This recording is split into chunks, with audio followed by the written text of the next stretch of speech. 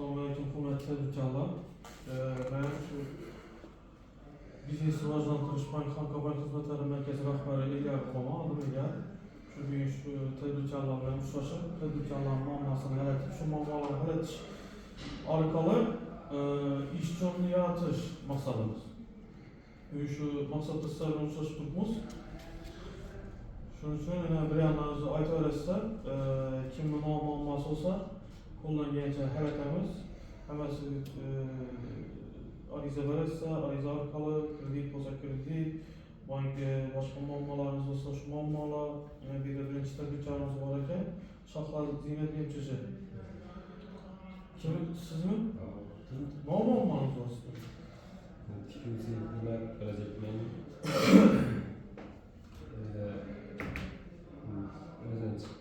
Komşular, çıkarlar, başkası var.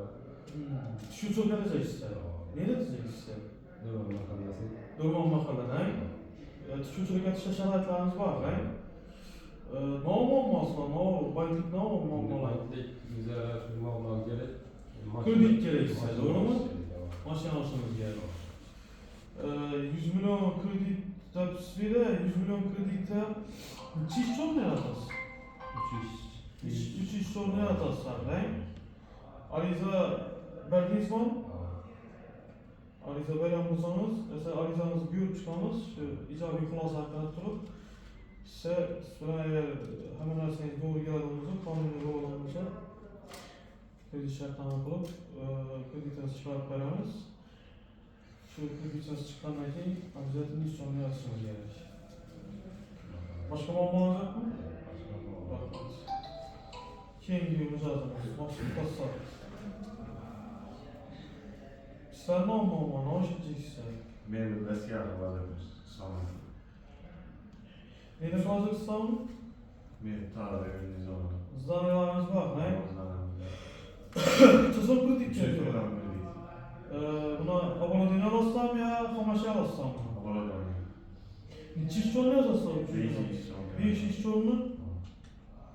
Mesela sen şu bilgilerini tertipte ariza verirse, arizalarınızı görüp çıkamaz. Arizanızı asasen cevap veririz. Başka muammanız var mı? Yok. Keyin bir tabirchilarimiz, yakka tabirchilar Kuyazov Hasanboy. Kazakov Hasanboy. Kazakov Hasanboy ekan keyin tabirchilarimiz. Sanchi Shohbaraz bormisiz sen? Hozir qo'yib natijasiz. Zdaniyalarimiz bor, ha? Bizlar 100 milyon kredit alamanda murojaat etamiz, to'g'rimi? İki iş çoğunluğu yatasın bunu sağlık varsa? İki iş çoğunluğu. Ariza vermeden imzalayın, indi verirse.